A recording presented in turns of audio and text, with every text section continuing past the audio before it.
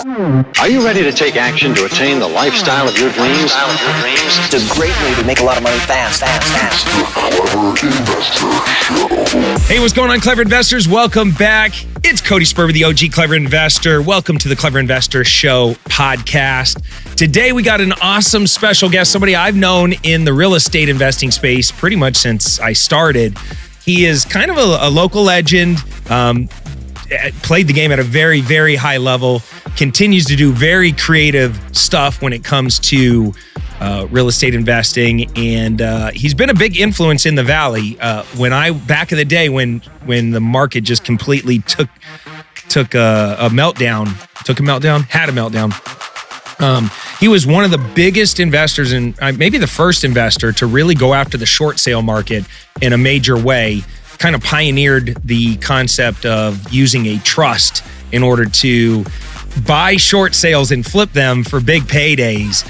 We have the awesome Jarr in the podcast with us. What's up, Jarr? Thank you. All right, so dude, from Stay Frank, that's the name of your current company. Yes, correct. You've been everything. You've been a wholesaler, you've been a rehabber, you've been a builder, you've been a creative investor. Now you're running this company called Stay Frank, which keeps people in their houses when they're defaulting on their mortgages, or like what's the concept of Stay Frank? Yeah, it's a sale leaseback company. So instead of just selling and moving, they sell and they end up leasing their house back. We just found like a lot of homeowners don't want to move, don't know where they're going to go, but they're in a financial pinch and they got to access some cash. So it's a way for them to do both. All right. So like back in the day, we were doing all kinds of like creative things to try and get somebody that's in a foreclosure situation to want to work with us versus all of our competition.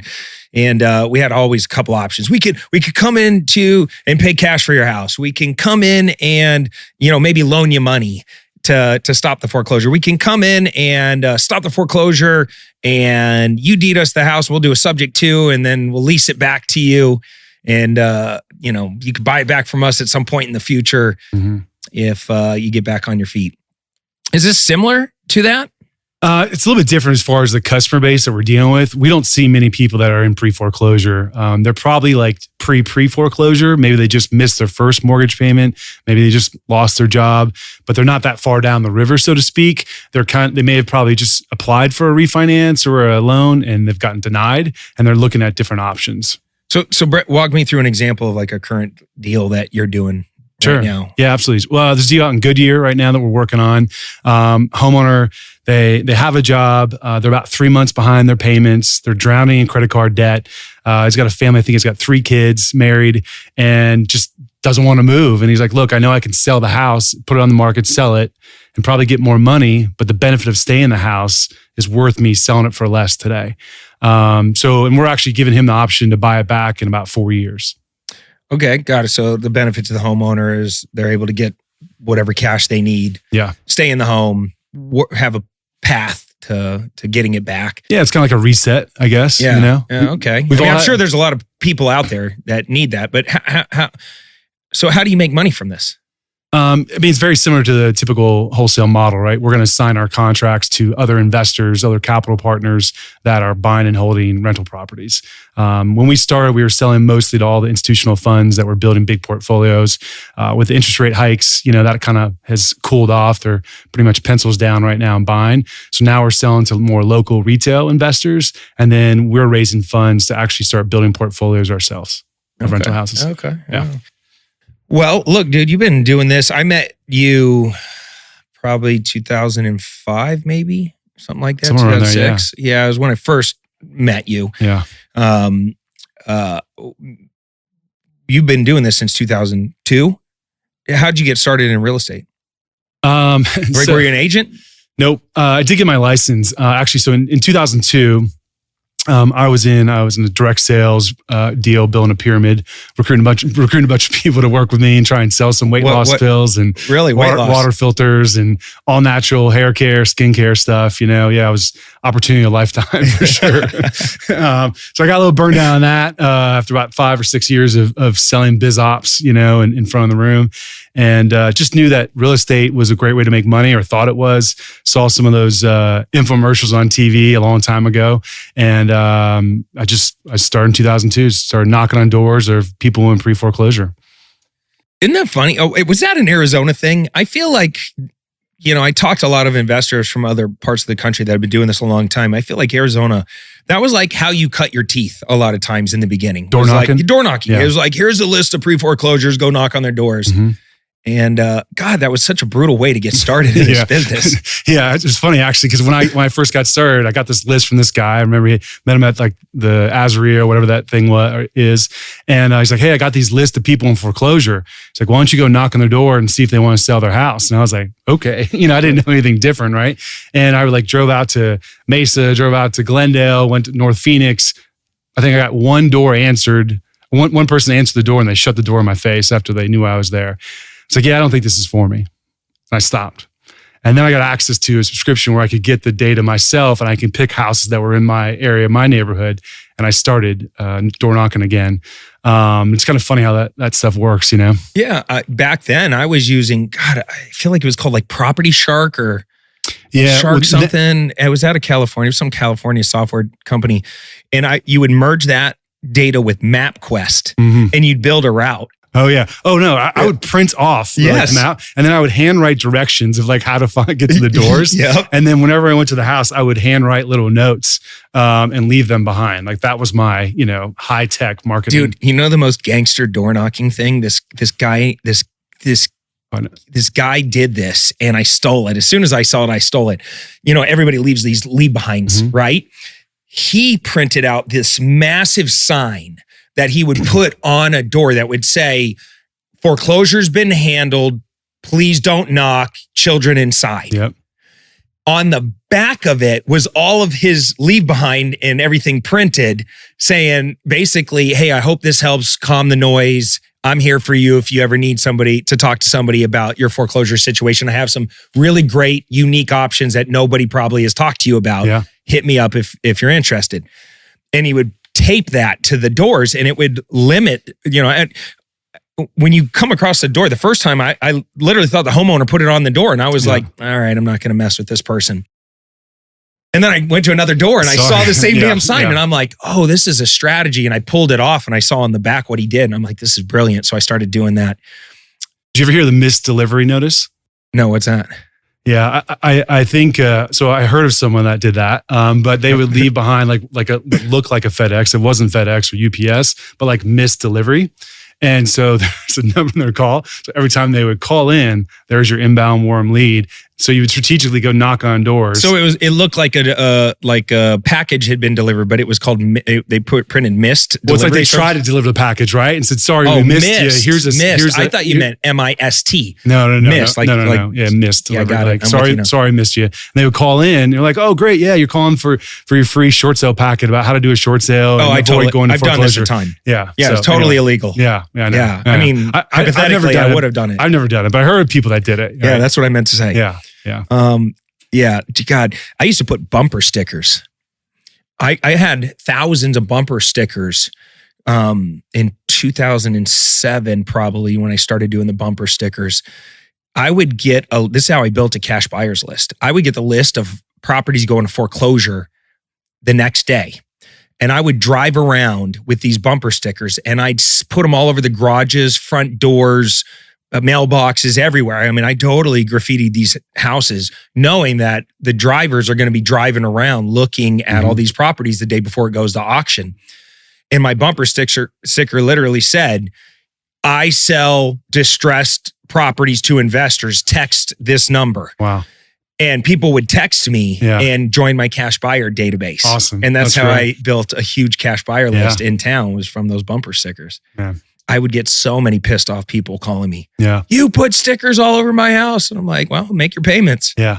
It's not my fault you missed your payments. The crazy thing about that kind of stuff, I think back to that. It's like when we were new and green and we weren't we weren't successful, I guess. We were just hungry to figure out things. It kind of creates an opportunity to learn and do things different. Then when you start to have some success, you start to think you know a lot. And then you start to get some more lessons in life. I know. Okay, so let's keep evolving, right? So we're out there, we're door knocking, and then we're wholesaling any deals that you got? Yeah. So how'd you learn about wholesaling? A guy named Dwayne Johnson. He looked like Kenny Rogers. Never forget it. So what I would do is I would knock on, when we get a deal to homeowners, we get all their letters, right, that they were getting from other homeowners. And I'd start calling those guys to see if they want to buy my deals. I met this guy, Dwayne Johnson, and he was like, hey, I don't really buy deals. I just wholesale deals. I'm like, well, what does that mean? And he talked to me how it could work. And I was remodeling homes at the time of the houses that we were finding. And he's like, yeah, I'll just assign this contract and make 20 grand or 15 grand or 25 grand or whatever it might be. And I don't have to do any rehab. Like, really? That sounds awesome. Yeah, I want to do that. I want to do that, right? So, so that's how I got into wholesaling. I started finding more deals and I could rehab myself or wanted to. Started building a buyer's list and away we went. When I met you, what was the name of your company? Done Deal Solutions. Done Deals. That's right. Yeah, Done Deals. Yep. Done Deals. Yeah. You were probably one of the bigger wholesale shops in town. Yeah. I would think. You were up there. There was probably maybe 5 or 6 groups besides the guys at the auctions. Yeah, besides auction guys. Yeah, most guys were, I think, auction guys at that time. Not a whole lot of pre-foreclosure guys. Yeah. Yeah. And so how did you evolve from wholesaling into actually building a wholesale operation in a team? Because you got pretty big. Yeah. I recruited some really good guys that were hungry. They're good sales guys. They just didn't know real estate. One guy from the car business, a couple guys from the service industry, just bartenders, servers, hustling to make tips and whatnot. And, so I just started building a team and taught them what I knew and wasn't afraid to share everything I knew. Had some guys come in and learn, had some guys leave. And remember a guy said to me one time, I was like, how do you feel like you teach these guys all this stuff that you know, and then they go leave and they go off and do it on their own? I'm like, well, that's awesome, right? I mean, because why wouldn't they want to go do that? That's what I want to do as well too. And it's like, if I'm not adding enough value for them to stick around, they should go do something else. So anyway, we had some great people that just the timing was really, really good for what we were doing. Do you regret losing any of those people? Do I regret? I try not to regret anything. I try to learn. Sure. I think you can always look back and say, I could have done things differently. Absolutely. But I've seen where some of these guys are now, and they're tremendously successful, and it's cool to see. Yeah, and they're still in the real estate space. Yeah, most of them. Yeah, that's pretty cool. Yeah, in big ways. Yeah, yeah. So from Done Deals, you were doing that, and then the world melted down. And how did you first get into the short sale business? So it was my second. Because I actually did my first short sale was 2006. Okay. It was my first short sale. Did we do it together? Huh? Did we do it together? Or no. Okay. This was it was by accident. Okay. I had come across a deal that somebody referred to me, and they said, I don't know what to do with it. It was a local credit union. Mm-hmm. And I called up the credit union and I said, I don't think the homeowner can sell. They want to sell me the house, but I don't think they can because they owe too much money. And they said, well, let us get you over to our loss mitigation department or whatever. And I was like, okay. Yeah, right. And next thing you know, I'm on the phone with some lady and she said, well, we can approve you for this. And the whole process took a week or two. Mm. And it wasn't much, it's not like I was negotiating or anything like that. I was just asking questions and they volunteered what they volunteered. And I was like, okay, so let me get this straight. You're just going to wipe off $80,000 in what they owe you? And they're like, yeah, pretty much. That's exactly what we're going to do. And it got approved. And back then there was no restriction. So I just wholesaled that deal immediately. Mm-hmm. And I made 30, 40K. Nice. And it happened so fast. And I went online and I blogged about it on Active Rain. Back in the day, Active Rain. And then also on Blogger or one of the blogging websites. And I was just kind of learning how to blog and doing some blogging stuff. And I never thought anything of it again. Mm-hmm. And 2 years later, or a year and a half later, when the world really was falling apart and everybody was in a short sale situation, leads just started pouring in. Yeah. Because that blog was the #1 ranking in Arizona. Wow. If you put in Short Sale Arizona, my two stupid blogs were coming up number 1 and number 2. And I wrote in there just randomly, if you need help with these, call me. So it was just like a trickle that turned into a fucking tsunami of lead flow. And that's when I really realized, like, oh my God, SEO is like, I need to learn more about SEO. Like, why did my blogs pop? Right. And how do short sales work? And by the time I popped up and started looking around, you're gunning, doing this crazy shit with short sales with trusts and all kinds of wild stuff. I actually did my first short sale in 2003, and it was from a door knocking where I knocked on this guy's door. He's like, you don't want to buy my house. I owe more than it's worth. And this guy had a first, a second, and a third mortgage when those things were being done by like Beneficial or Household Finance or whatever those crazy companies were. And I think I just reached out to a local real estate investment group and asked around, made an offer, shorted the third to like, I think $1,000 or something silly. The second, a couple grand maybe, and bought the deal. So when the market turned in 2007, we had already been doing some short sales previously. And I met these attorneys in Colorado. They're like, hey, you can flip short sales, but the problem is if you're going to sell them to retail buyers who are getting loans, you're going to have a seasoning issue.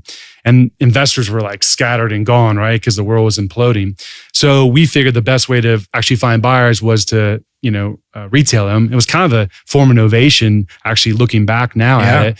And so these attorneys were like, hey, look, have the seller deed their property into a trust and you get a transfer of the beneficial interest of that trust and you become the trustee and now you can go list it on the MLS. You can find offers. And then once you have an offer, you can go back to the bank or vice versa. And we did it both ways, Dude, so, you just randomly came across these gangster ass attorneys? You know what? Sometimes that's what happens in life, right? You're just like, you're just crossing the right path. And like, I remember, look, we were wholesaling to investors, sale leasebacks at that time, in 06. And I remember being in Colorado at my buddy Mark's house and getting I don't know if it's a text at the time or whatever, like, hey, state income programs are no longer around.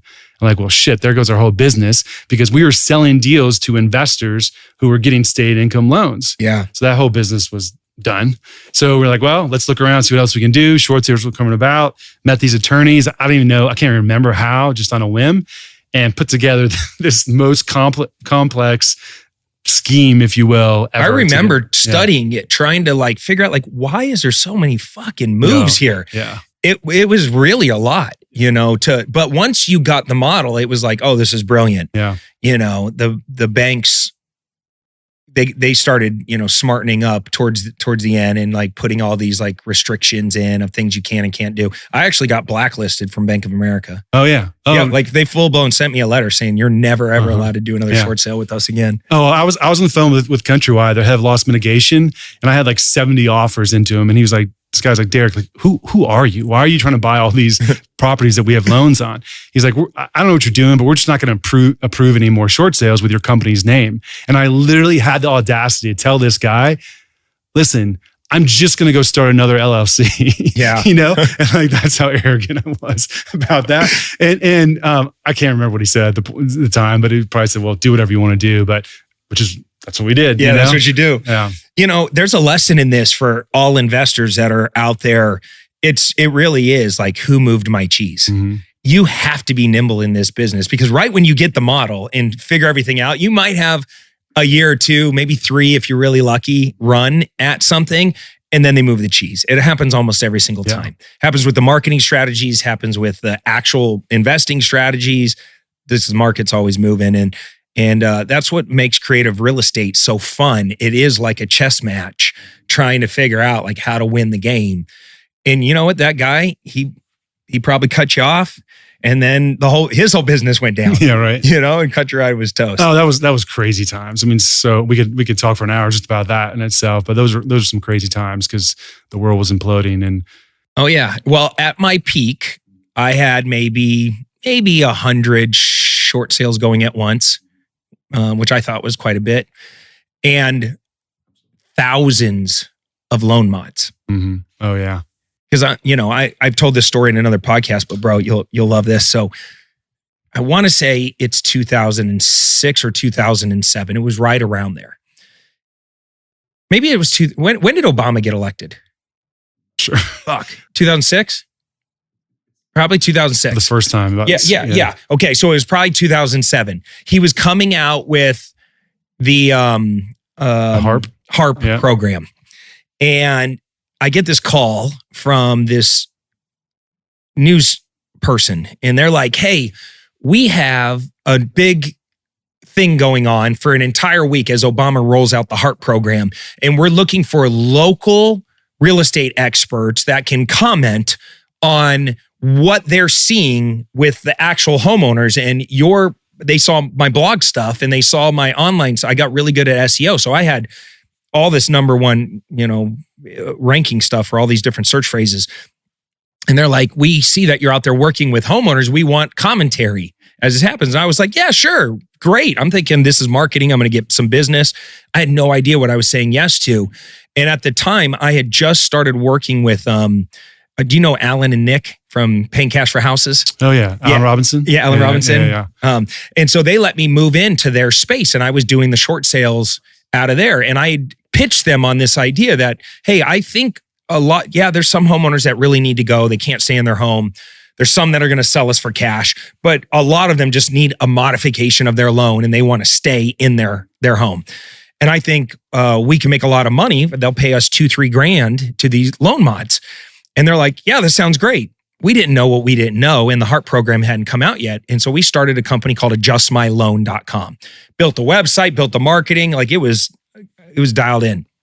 And then I get this call. Next thing you know, these news crews pull up. But I was thinking like a local news station type news crew. I didn't know who Neil Cavuto was. I didn't know that this was national news. And so they showed up with like 3 of those big satellite trucks and they parked them in the front of the building. And we're all looking outside and there's like 30 of them getting out of all these news things. And I'm like, what the fuck did I get myself into? They come in and they're like, okay, where can we set up? And they're like, they tour the building. They're like, let's set up on the roof. So they go up on the roof. We're up there. I'm in a suit. I look like I'm 15 years old. I have no fucking clue what I'm doing. I said yes to something. I haven't even really done a lot of loan mods yet. I've just got all these short sales lined up only because my SEO is cranking, not because I'm some, amazing short sale expert. And I'm standing there and all these lights are on me. All these cameras are on me. And I can see a TV of what it looks like. And it's literally Neil Cavuto interviewing 4 of us. And I'm one of the 4 boxes. And it's like a senator from New York, some dude from Washington, the guy who architected the HARP program in me. Yeah. And I'm terrified on this news thing. So they're just like, I'm just like winging it, talking out of my ass. And I said, my only deal is no matter what I say, the thing that you have to put at the bottom is Cody Sperber, CEO of adjustmyloan.com. That's the lower third. Yeah. And I did just good enough, basically saying homeowners are scared. There's a solution to keep them in their home. We're really excited to see how this thing rolls out because if homeowners can get loan modifications and they can stay in their homes, we can work through these challenges. It was like the floodgates opened. I think within the first 2 weeks, I went live maybe 8 or 9 times over a week-long period. They were there for a week. During those 2 weeks, I think we took on 3,000 or 4,000 loan modifications at $3,000 each. Oh. I don't know how much money that is, but it's a lot. It's a lot. We're sitting on all this cash. Next thing you know, I hired an army of fucking people to bang phones. What I didn't understand back then is by them throwing the HARP program in, every bank froze. And they didn't freeze for a little bit of time. I remember back then, they froze for 10 months. Yeah, it was weird. They weren't really approving because they didn't know how to get their money from the government. They didn't know what it meant. They didn't know what to approve and what not to approve and how to account for it. And so all of these people that gave us, my guarantee was if I don't get you a loan mod, I give you your money back. So like a fucking moron, my brilliant idea. Now I'm 10 months in and people are like, Sperber, nice try, but we're not getting much done. I think I maybe did 25% of the deals got loan mods. Yeah. The rest were just failing. And every once in a while they would go to foreclosure all the way and I'd have to go do a short sale on them real quick or even go down to the auction. And I was literally buying properties that I was trying to loan mod, then eventually short sale. The bank would not approve them, even though I had cash offers from legitimate buyers at higher prices than they could get anywhere else. and they'd let it go to the foreclosure auction and sell it for 50% less. So I would then go down to the auction, buy it, and reverse engineer it back to the original buyer that I had. And I called it a reverse short sale. That's how crazy the times were. I ended up refunding, I don't know, maybe $600,000, $700,000, $800,000 worth of loan mods that never got done. Yeah. That one good move I made is I never spent that money. Yeah. That's good. I kept it all in the bank account. I never lived my lifestyle. I didn't do what a lot of entrepreneurs do. And, we made all this money. Let's go live this. Yeah. Nope. I knew I had a little bit of wisdom. That was crazy times because we would make short sale offers as well, like good offers. And we'd see the opening bid and we'd tell the lost mid, look, you guys are willing to sell this tomorrow for $300,000. Our offer nets you $325,000. Like, what are you doing? I think it had something to do with the mortgage insurance and how they could collect on it. But, and then again, being kind of spidey and vindictive, I guess, in nature as a team, soon we would go by an auction. We go, hey, thanks for saving us some money. We just, bought it for less we're going to give you, which, of course they didn't care and wanted to not hear it, but. Yep. Okay. So, you're doing your short sale thing. Did you ever get scared or worried towards the end? Because I know I did. Yeah. I never had any issues other than Bank of America throwing their little, blacklist bullshit at me. But I'm not going to name their name, but another guy in town that was playing the game at a very high level. There was maybe 4 of us, 3 or 4 of us that were really gunning. I get a call and he said, the local FBI just left my office. They're asking questions about all of my short sales and files. That next day, I unwound every single short sale I had the next day. Really? Everyone. Yeah. I canceled all contracts, returned any monies out, just unwound everything. Yeah. I was out of the short sale business the next day. Yeah. I didn't even know what that meant. I didn't know, but I didn't want to find out. Right. Did you ever get nervous or worried that? Yeah. Well, I think 2 things happened. So one is I was doing these lunch and learns, right, for realtors, because realtors were trying to figure out how to make money. We're like, hey, listen, bring us your clients who need to short sell their house. We'll negotiate our offer with the bank and then we'll sell it, meet us at the finish line and you get paid. And at that time you could get real estate real estate agents to listen to you because they were drowning and not making any money, right? So they wanted to do a deal. And it was summer of 2009. I was actually out in La Jolla with my wife and just grinding, I think we had 20 some deals set to close in July. And I mean, they were, I don't know, $30,000, $40,000 a piece. I mean, it was a substantial amount of money. And I started getting a call saying, hey, the title company said they're resigning from the escrow. I was like, well, how do you resign from the escrow? What does that even mean? So I called and they're like, yeah, sorry, we just can't close the deal. Oh, well, why?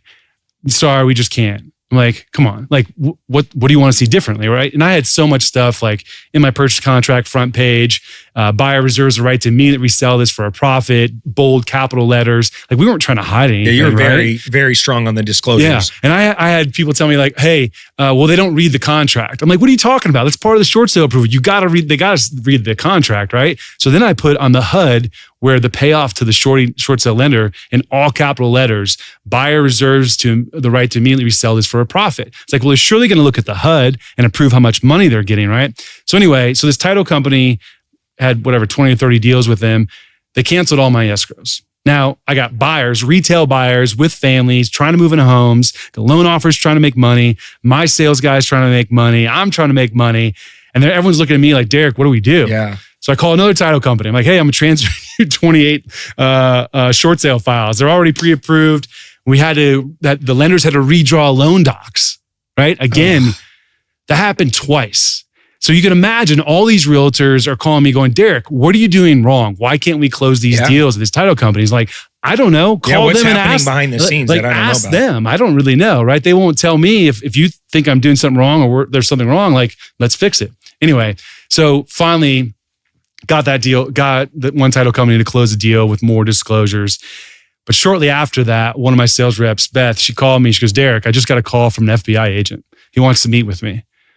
Now, I don't know much about FBI, but I said, look, unless you have to, you might not want to. So I called my attorney, Bill, and I'm like, hey, one of my sales reps just got a call from the FBI agent. And he's like, tell her not to go meet with them. I'm like, well, why? Well, why don't we go meet with them? We're not doing anything wrong. he's like, grasshopper. That's That's he's not like, how this listen, works. you don't always have to be wrong to be wrong. If they're on a witch hunt and they're trying to make an example of someone, they'll find a reason. So, and I was like trying to be righteous again. Like, look, I'm above board. Like everything is open and disclosed. And he's like, yeah, Derek, we're never going to talk to him unless they ask us to talk to him. So then I got a subpoena from the FBI, United States Department of Justice, and they wanted to see files. And I was like, you feel good. Like, I feel like I'm a good person, right? I did things the right way. But again, like, you never know, right? So we put together this box of files for them to look at. And Bill's like, Derek, listen, just so you know, the FBI is never going to call you and be like, you're good. Oh, all good. No problem. Continue on. Neither will the IRS. Right. Yeah. They're the FBI, they're just never going to call you. So that was in 2009 and they've never called me. So knock on wood or whatever. So that's when some of the short sale letters started changing, when they said, hey, look, you can't resell for 90 days or 120 days or more than, you can't put properties into a trust. We won't approve any properties. So I was like, look, I'm out of this game. I'm done. Yeah. I feel like it was so creative.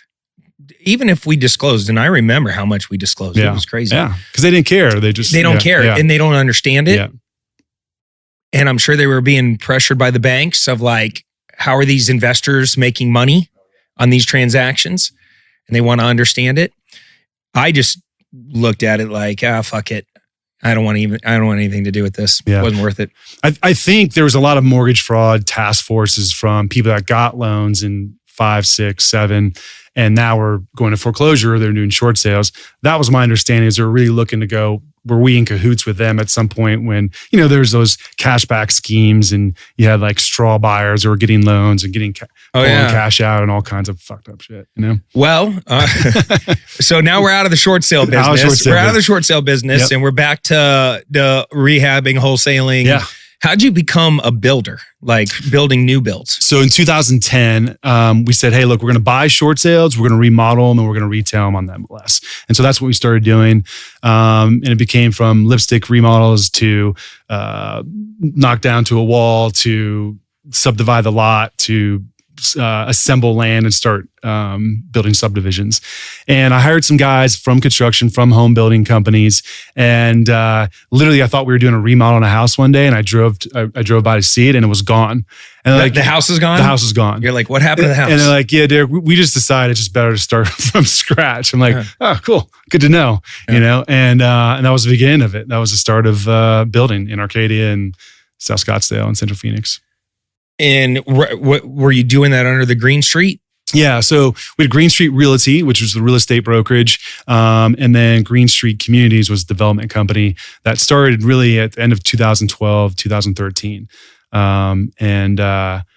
Just started building some houses. And how were you funding these? Were you raising capital or self-funding or a combo? Yeah, we raised some equity. We had, so in the remodel from 2010, 11, and 12, we had some investors that we had a small little fund we put together. It was about $5 million of equity. And then we would go get hard money loans for the fix and flips. And so I brought two of the investors into, here's a sad story in my career, but two of the investors into the new construction, the home building. So this was in 2012. So my equity partners at the time, they're like, Derek, I really think we should go into multifamily. So I was like, nah, I really want to build houses. You know what? Single family is how we're going to scale. Single family is how we're going to do. I'm a house guy. We're going to build, right? I know what I'm doing. So instead of putting $7 million of equity, 2 of which was mine and 5 of which was his, into multifamily in 2012, we started building some houses. Now, I'm not exactly sure what that $7 million of equity in multifamily in 2012 would be today. Yeah. But it would be a fucking lot. So, oh well, sometimes you swing and you miss, right? And so we started building houses, and that's how we funded them through that group and doing some hard money loans for the dirt and development. Well, Green Street built a nice brand for itself. I feel like everybody in town knew, the Green Street Properties brand, and you guys kind of niched down into a very specific area. You weren't building all over the valley, really. You were really the cooler areas like Arcadia, Scottsdale, Phoenix. And you did that from 2012 till when? Really stopped right before COVID. It was probably about mid 2018. So I was probably like a good 5 years in. We had probably 20 to 25 houses at a time that we were building. $400,000 houses. The biggest one we built was $4 million. I just kind of looked around one day. I came out of a construction meeting and I'm like, I don't even fucking like construction. Like, what am I doing here? Like, it started off from like a investment strategy, like remodel, make some money, build some houses, make some money. And then I've built a full-on construction company with 25 some odd people on staff. And I remember at the time my overhead between my construction company and then my debt service on all my development loans, it was like $400,000 a month. Yeah. And like, It's a lot of pressure. I'm just not that cool. Like, I don't know that I need this. And I don't even really like it. And then the margins started to get compressed because more and more people were coming into the space. It was getting more competitive. And it went from like 12, 13, more entrepreneurial to like 2018, 19, like really more operation minded people coming into construction. And construction's a beast, man. Like everything can go wrong. And most times it does, you know? So I just said, I'm going to start unwinding this thing. Not sure what I'm going to do next. And it's like, it's the ride you can't just get off, right? Like, you can't just stop in the middle of a subdivision and land under development. So I had to kind of work my way out, start laying off some people, write some checks, on the way out.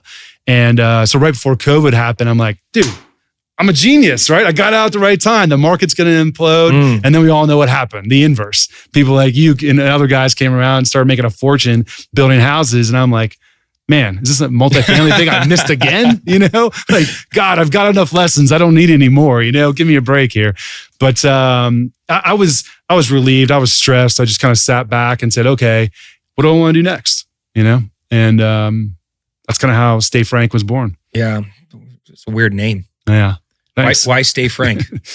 So we went through a branding and naming process with a buddy of mine's marketing company, and they had some like these techie, like cool names or supposedly cool names like Keepsy, right? Like, oh, well, people get to keep their home. And like, yeah, we're not calling this thing Keepsy. So cute. Yeah, so Keepsy. Cute, right?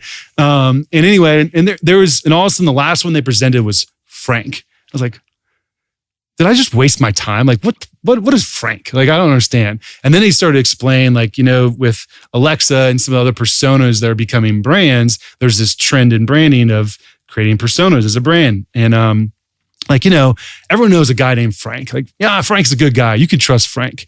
And he goes, they said, based on your business and what you're doing for homeowners and the situations they're in, they need someone to have a frank conversation with them, right? They don't need someone to beat around the bush. They need someone to go, look, you're headed down a path that's not good. Like, you need to course correct here and do something else. So that's where Frank came from.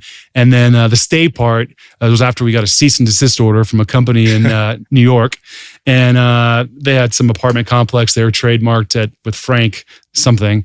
So anyway, we changed it to Stay Frank, because you get to stay in your house. Yeah, so that's it. Wow. It's so, dude, if people only knew the fucking truth of just how many times you get punched as an entrepreneur. It is nonstop. But we love it, right? We can't get enough of it. Like, give us more, I do try to remind myself that we get to do this. Yeah. I really try.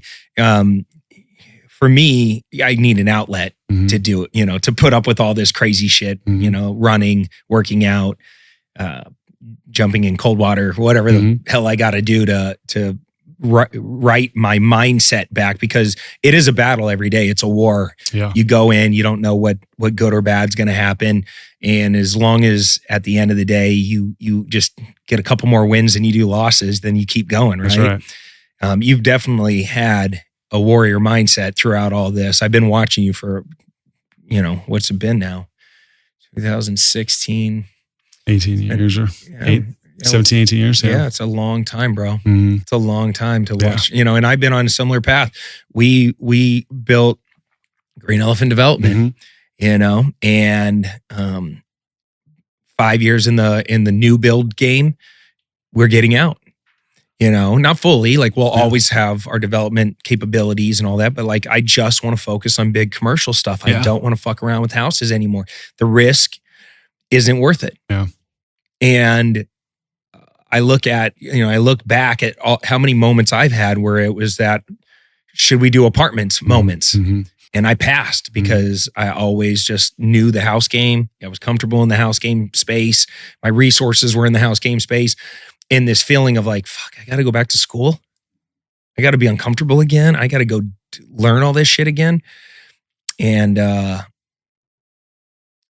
you just got to force yourself to do it. Yeah. You know, I love Stay Frank's cool. Yeah. You know, I know you. But I told you when you took me to the Suns game the other day, I was like, bro, you're so much better than that. Yeah. You really are. Like, you're a talented motherfucker, probably one of the most creative dudes out there, and you know everything. Yeah. Well, like, there's not much that anybody's going to throw at you at this point that you're not going to know what to do next. that's what happens when we get older, right? We have more experiences and more wisdom from people around us, I guess, you know? But, Yeah. But even if the Stay Frank thing lasts a couple years, like, do you love it? Yeah. I mean, I think there's two sides to Stay Frank for us. One is we really believe the fact of building a home sale leaseback platform in the prop tech arena. There's other companies ahead of us in the space. The biggest company is called EasyKnock. I mean, they've raised over $500 million to do sale leasebacks. They just did a Series D raise. So like I think there's a lot of alternative home financing programs, products, companies that are coming in the marketplace, fractional ownership, not just on like second homes, but fractional ownership in buying a house, fractional ownership to actually sell part of your house, but keep living in it. So there's just all these nuanced stuff that's coming in. So that I love the innovative stuff part of that. And so I've never built a company to sell and to create some sort of enterprise value. So that's the focus with Stay Frank. And at the end of the day, it's like, look, if the consolation prize is that we don't create a $100 million company and sell it one day, but the consolation prize is we have a portfolio of 100 homes and we can kind of sell through those and sell off and maybe trade into multifamily or whatever. It's not a bad consolation prize. That's cool. That's where we're at.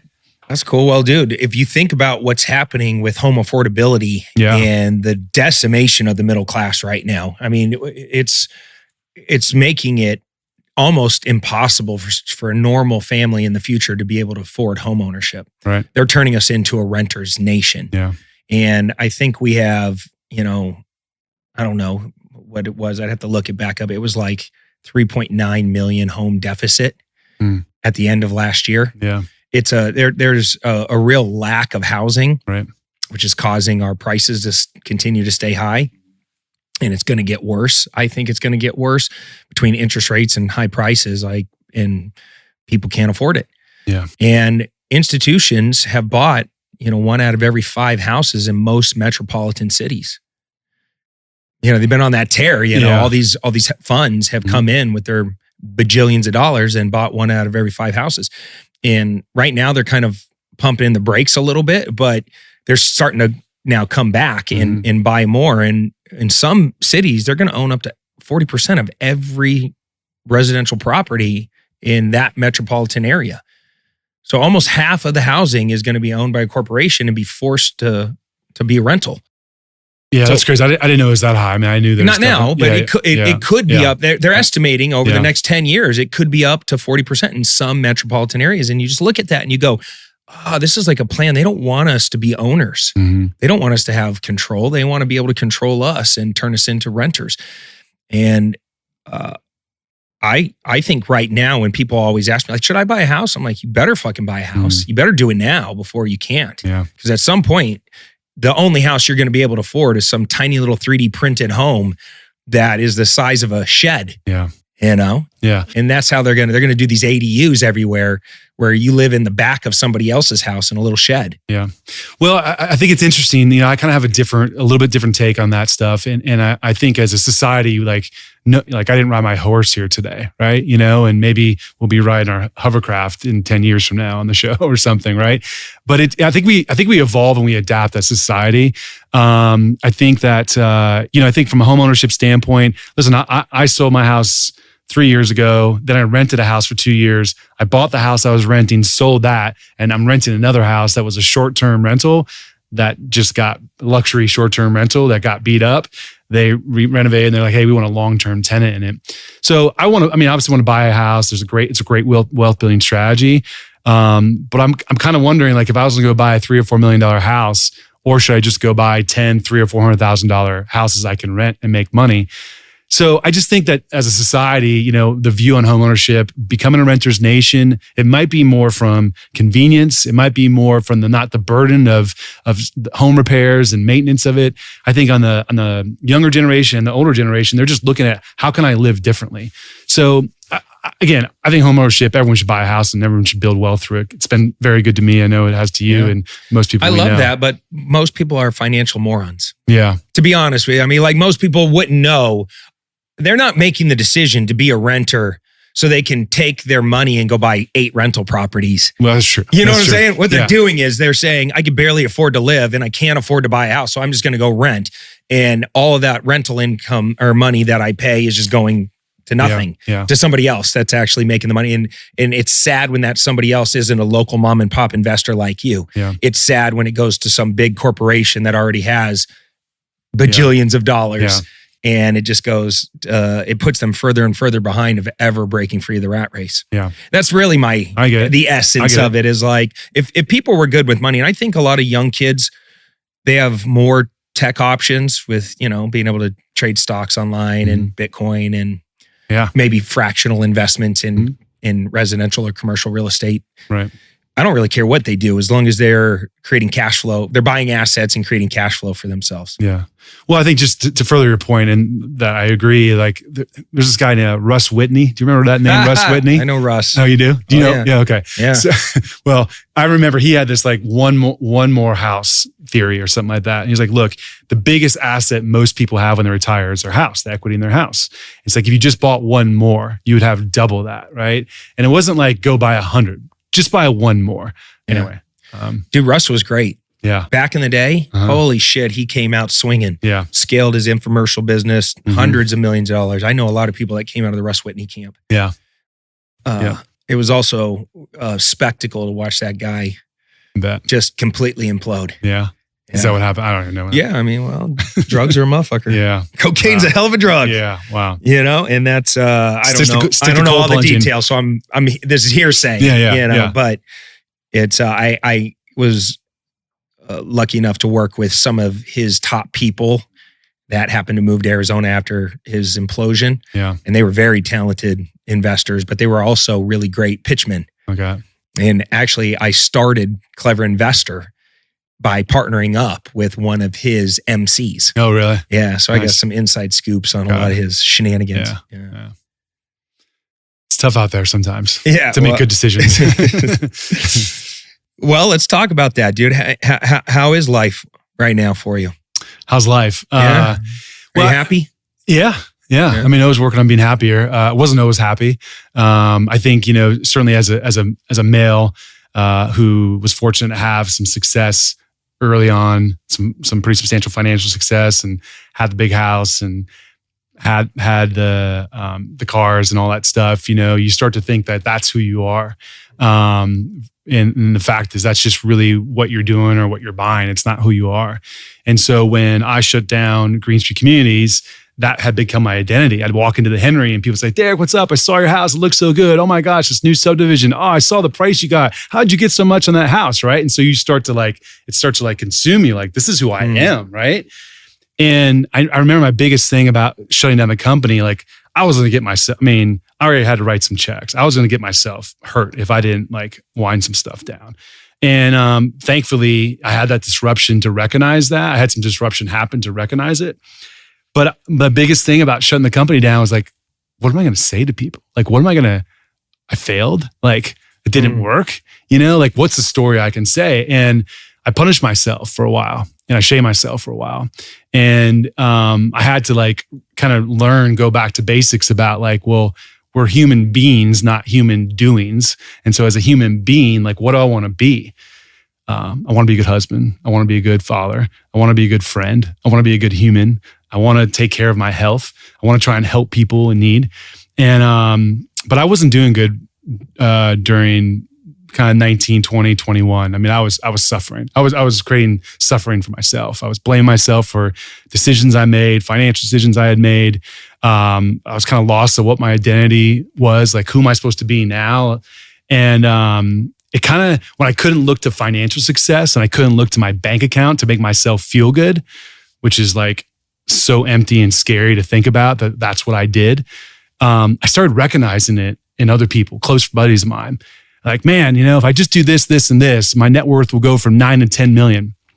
But the next conversation was my wife this, my wife that. And I'm like, well, why don't you focus on that relationship, right? Or, hey, dude, like, no judgment, but you're making bad decisions with putting stuff in your body and not taking care of yourself. Like, if you're worth 9 or 10 million, it doesn't really matter if you don't have your health, right?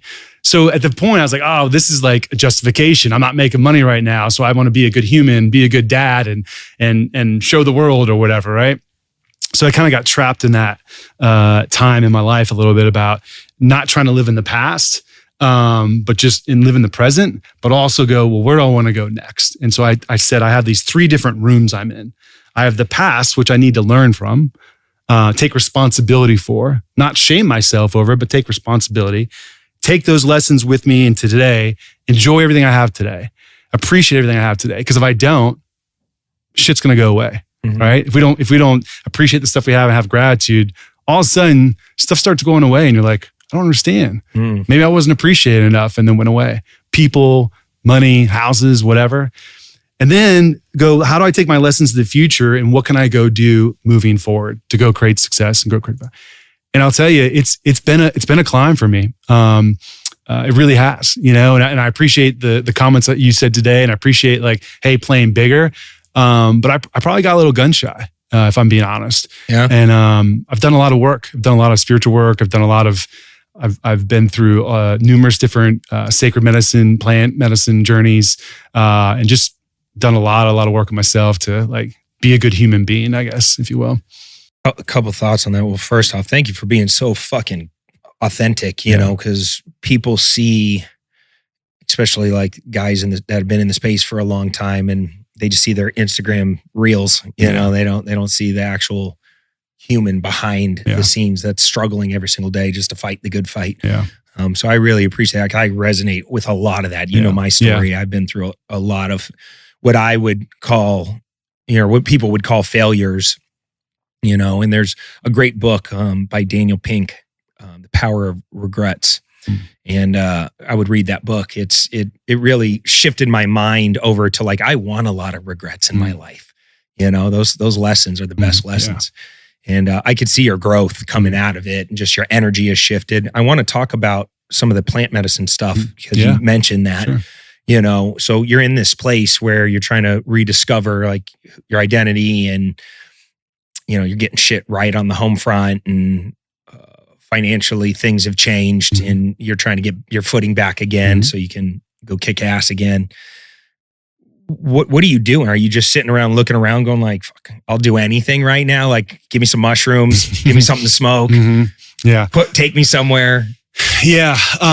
So I grew up, I guess they say, I grew up around some alcoholism and addiction, and had some friends in life that suffered from that and struggled to get sober. And so I think for me, anything that was like going to alter my mind was like, nah, it's not for me. Like I didn't drink at all. Actually, in high school, I played football. I went to college, played football, and then shortly after I quit playing football, I started drinking. But I'm a pretty clean guy, and so this whole concept of like, hey, go take some mind-altering substance, right? Whether it was a plant or whether it was synthetic, it was like, no, that's not me, right? And what I realized is it was more of a control thing. Like I was scared. I was scared of not being in control. And so I learned about ayahuasca, and I learned about it from more of like a clinical standpoint. From like read articles about our military having severe trauma and PTSD being cured, essentially, like heavy meth addicts being cured, severe trauma, rape victims, child abuse. I mean, like so much stuff, like tragic accidents, dying, seeing their family die in a car wreck, like just all kinds of stuff. And I'm like, this is crazy how powerful this is. First of all, thank God I don't have any of those issues in my life, right? everything's relative. But and I met this lady Demi through a friend of a friend, and she's essentially a shaman, and she learned down in Peru with the locals and studied the medicine, and I was open. I was open because I knew I wasn't where I wanted to be, and I kind of got to a point where it wasn't like rock bottom. I mean, I had a nice house, had a beautiful wife, have two beautiful boys who are 13 years old now, about to turn 14. And really from the outside, like you said, like no one's feeling sorry for me, right? But again, it's all relative, right? Yeah. I don't know what you're dealing with. I don't know what he's dealing with. So I was just open, and I was open to go explore and go, well, what are the possibilities here, you know? And it was the most amazing, loving, warm discovery, just amazing. I hope everyone gets a chance if they're interested to experience what I experienced. So you drink it? Yes. And then do you puke? I did not puke, no. Shit your pants? Nope. Okay. No, I didn't puke or shit. Are you sick, nauseous? Like what happens? So I try to explain to people that it's like having super vivid dreams, and because you kind of it's like a 4 or 5 hour process, at least mine was, and you kind of roll in and out of the medicine, and yeah, I mean, my purging was I was like crying almost the whole time, but I was smiling, so it wasn't like sadness. Or maybe it was, but I remember afterwards, the next day, my cheeks were so sore. So they just talk about, there's all different types of purging. But you're laying the way I did, you're laying kind of in a little, mat or whatever, and there's little candles, but the Demi walks around with like sound bowls and like rain sticks so it's like a sound bath experience. There's a bunch of people doing this. Yeah. I invited 3 other guys with me to do it. So yeah. Nothing like doing some purging with a bunch of dudes. That's right. Let's get real. Hey, come on. Yeah. Who else is all fucked up? Let's go. You should have called me. Where was my invite? Yeah, I know. Jarr? I know, sorry. I'm calling you next. Louise, I need some of this. Yeah. All right. So you go through this experience, and what? The next day, you're just like, holy shit. Like, I feel like I'm lighter. I feel like I've released it. Yeah. So my first experience was in February about 3 years ago. And then I just did it for a second time back in October. So I could speak a little bit probably clearer to one in October. I did that one by myself, which I highly recommend if you're, because when I brought the 3 other guys I knew, I was like, well, how are they doing? Like when you're kind of come to a little bit and you're rolling in, they're like, I wonder how he's doing. I wonder how he's feeling. But when it was just me, it was just me. And it went back to like birth almost, in a way. Like so they say like we've got all these caked on layers from all these life events, not just in this life, but lives before, right? And so it kind of helps like just to like break away some of the caked on layers of stuff, and it gives you like some room and space to like process and operate. That was like the effect for me. Because I think sometimes the world can kind of like start kind of all closing in on you, and you're like, can I just get a fucking break here for a minute, And you get in your head, and then you start. So it's like, how do you stop? I remember long time ago, this mentor of mine, he's like, sometimes in life, you feel like you're going down this eternal straw, and you're just sliding down this straw, and you just want to like stick your arms to the straw and like, can I just stop for a minute? Because I don't want to, I'm in this free fall, right? Because things start to just kind of pile on top. And so I think it gives you the framework to be able to like process things and just know that it's all okay. Like everything's okay. No matter what happens, it's all okay. And I went in this last session looking for some more like business, or like, all right, my marriage is good. Like, I mean, everything's a work in process, right? But my kids are doing pretty good. Like my business is starting to go. Like, how do I get my edge back to where I was? And the only thing that showed up was love the whole time. My kids, my wife, good friends, just my dad who's passed showed up. And that was probably one of the most amazing parts of it, because I don't know about you, but I kind of was wondering when do guys stop trying? When do they stop swinging to be great? And I think as a kid, I looked at my dad, and certainly weren't poor, but we weren't super wealthy. And he kind of he enjoyed life, which was great. And I was wondering why he didn't work harder. And so in my last journey, he showed up just smiling. as I was like, I need to work harder. I need to do this. I need to go make millions of dollars this year again and all that stuff. And he was just smiling. I'm like, fuck, he's the one that had it all figured out. You know, he was just a great guy, loved people. And, you know, here I am like, okay, if I don't get my net worth back up to where it was 10 years ago, I'm a failure. So I kind of realized I was missing it. That's actually deep. Yeah, I love that. and so ayahuasca, done anything else? Yeah, I've done Bufo. It's kind of known as the toad. Bufo? Bufo, yeah. Bufo. Bufo, yeah. Is it literally part of a toad? Yeah, it's a DMT mixed with part of toad venom. Toad venom? Toad venom, yeah. Well, that's better than toad semen. Yes, I'm glad that that's right. I would have been. That's right. I'm Or in toad with the shit. venom. Yeah. I'm out with the semen. All right. There's a really cool clip. Bufo. Yeah, Bufo. Do you smoke it? You do. Yes, you smoke it. Smoke it. There's okay. there's a really good video on YouTube with Mike Tyson and Tony Robbins, if anyone's interested in it, because you hear Mike Tyson's like crazy perspective of his experience, and then you hear Tony Robbins' experience, which is a little bit more collected. Yeah. But it's great. Anyway. Yeah, and that lasts a long time, or is that in and out? No, you're in and out of that thing. Oh, yeah, wow. you blast off fast. So a good friend of mine, Brian, introduced me to Bufo, and he had some amazing breakthroughs and healing from it. And so I went through that experience, and you say a prayer right before, and it's in like a little glass vial, and they heat it up, which kind of like skees me out. I'm like, am I doing like crack? Like, what is this? Right? Again, like not the drug guy, right? So I was like, I don't even know what. How do you quality control your Bufo?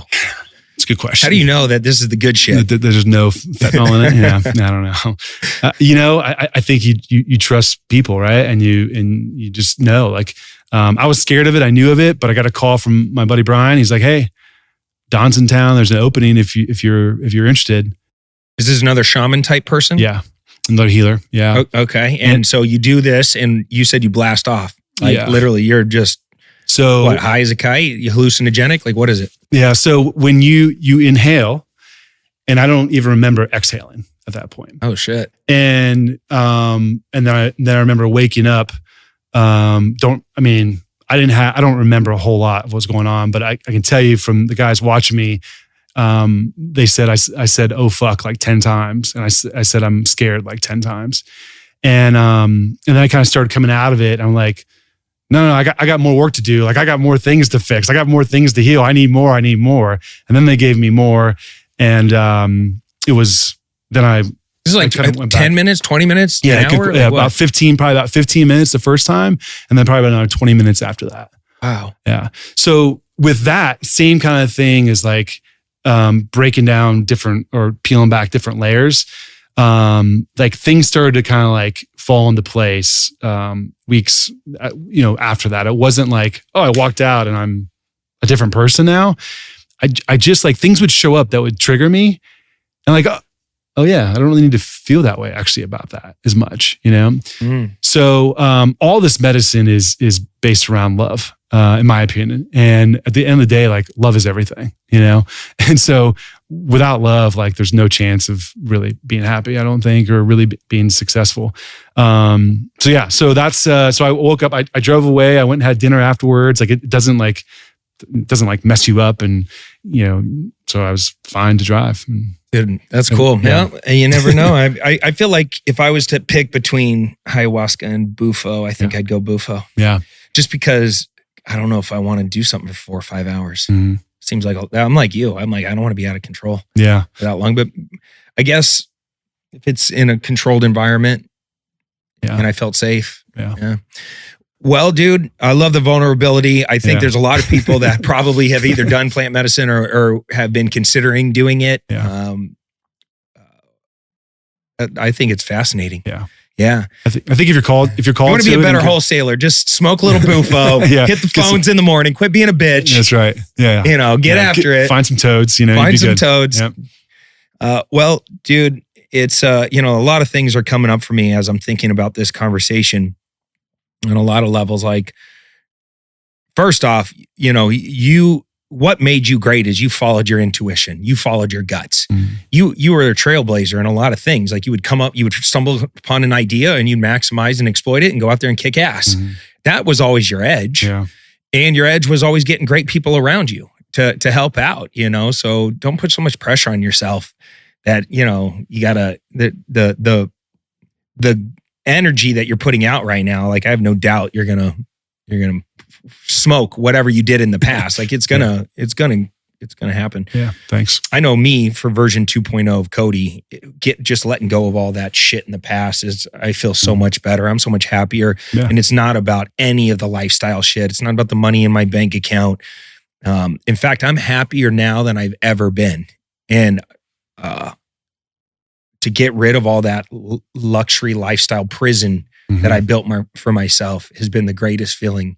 And just reset, keep it simple. All my money, I'm making tremendous amounts of money very quickly right now, and it's all going into assets. I'm actually doing what I teach other people to do. Yeah. And it's a really great feeling. I don't want a whole bunch of cars and watches and crazy shit. Mm-hmm. I even canceled 2 vacations. I had all these luxury vacations dialed in, and I was sitting there thinking about it, and I'm like, I don't even want to do this right now. I'm doing this for other people. Yeah. I'm not doing it. Right. I just curbed it. Yeah. Well, dude, so many times in life, it's funny how we look around and everybody wants to give us an opinion on how we dive in the pool, but then they themselves don't even dip their toes in. Mm-hmm. It's like a lot of people wanting to give their opinions, and I just want good people around me. And I get it why they do it. They're always trying to steer your ship, and whether they're doing it out of perceived protection or love, right. And they don't want to see you get hurt, or they're just bored and bystanders of life and want to give you their shitty opinion. That doesn't even matter.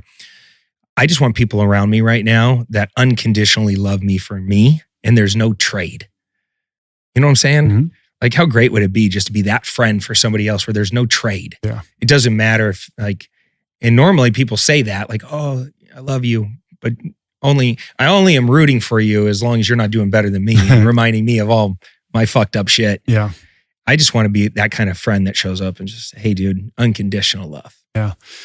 I just, it's funny you just said, remind me of something that the people that are like ahead of you in success, they're rooting for you. The people that are behind you, they're not rooting for you. They don't want to see you be more successful. Yeah, of course. I learned that lesson one time as well.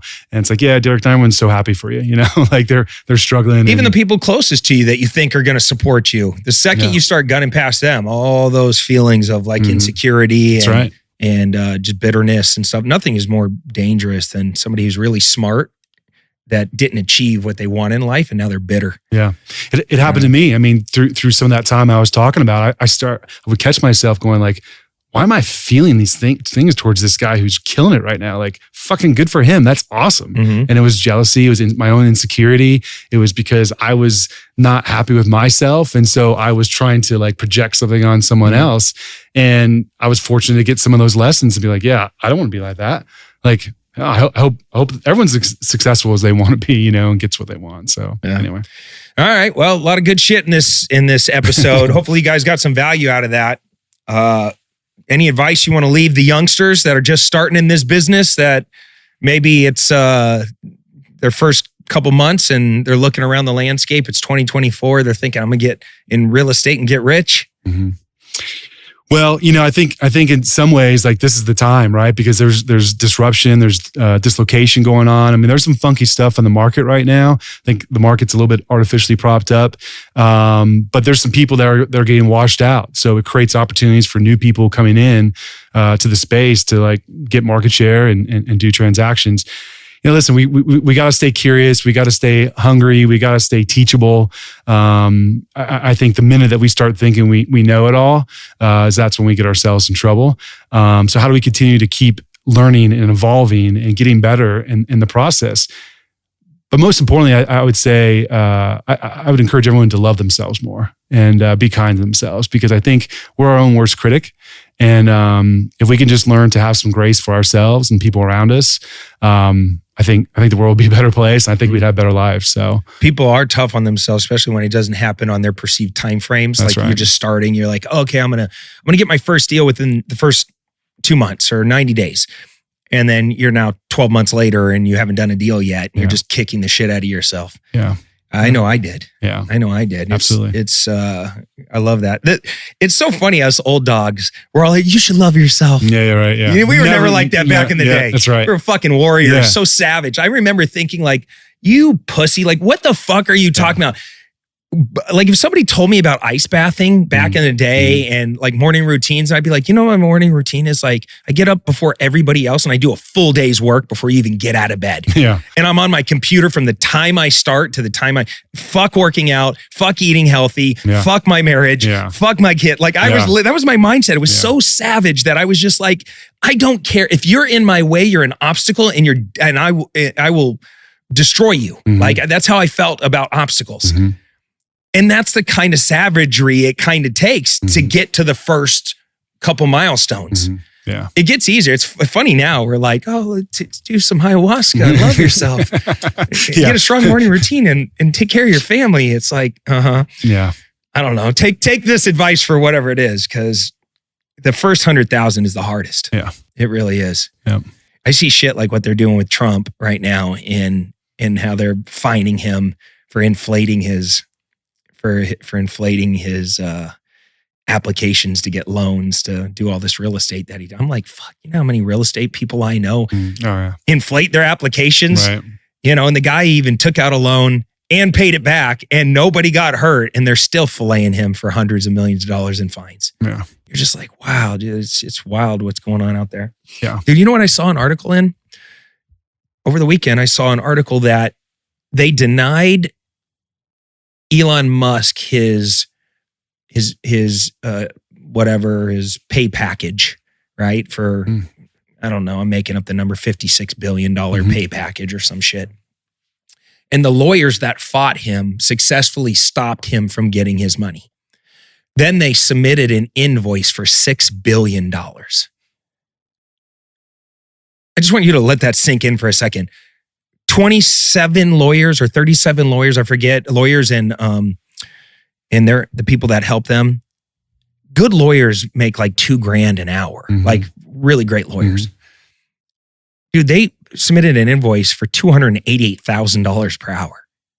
They really think they're going to get $6 billion. And it's just, I look at things like that and I look at the things that are happening to Trump and I'm like, am I in a fucking simulation? Yeah. Like this is so wild what's going on. So when you say like, hey, it's a great time, there's disruption, there's chaos, you're telling the truth. Like the world is nuts out there right now. And wherever there's chaos, there's opportunity. Yeah. And smart people that are really creative and nimble that are constantly self-educated, they're going to go out there and make a killing right now. Yeah. Yeah. Yeah. You I adapt. don't know why I started talking again. We were winding this damn podcast down and I'm talking about Elon Musk. Yeah. Well, maybe my landing was too soft, right? You know, like some people might watch like, who the fuck is this Derek? No, I loved it. I loved it. I think it's real, but it is funny just how far we've come. Yeah. Yeah, for sure. Yeah. You know what? Fuck real estate. I'm going to go be a lawyer that stops pay packages for bajillionaires. Yeah. Well, don't do that. I hope they don't get their money. Yeah. I hope that some judge shuts that shit down. But it is Connecticut, so I'm guessing they'll probably get it through at some level. Wow. All right. Well, that's all I got. Sign off for now. How do people get a hold of you?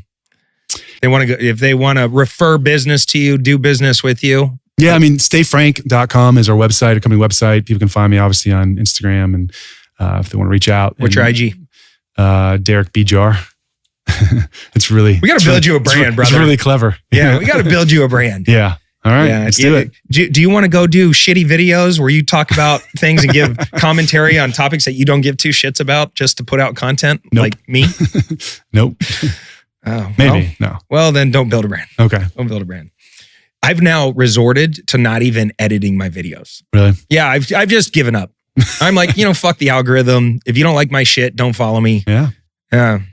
I think it's good. Don't follow me at official Cody Sperber on Instagram. Yeah. All right. Well, go follow Derek. Let him know that you heard him on the show. And if you come across a lead, especially, are you in more than one state or just Arizona? Yeah. Okay. If you come across a lead where the homeowner wants to stay and maybe there's a situation where, what would be the ideal lead coming your way? Yeah, I mean, I think we're working with some other wholesalers, cash buyers who are like, they're motivated sellers, but because they need money, not because they really want to move. So I think if we come across someone who's like, hey, I just can't sell because I don't know where I'm going to go, or I can't sell for that price, what we're finding is people are willing to sell for the price that we need if they can get the benefit of staying. So someone that needs money, that really values staying in their house for 1, 2, 3 years, something like that. There you go. Yeah. All right. Well, thanks for being on the show, brother. Appreciate thanks you. for having me, man. It's Good good. shit. Yeah. We're out of here. Until next time, take care, comb your hair. We are out.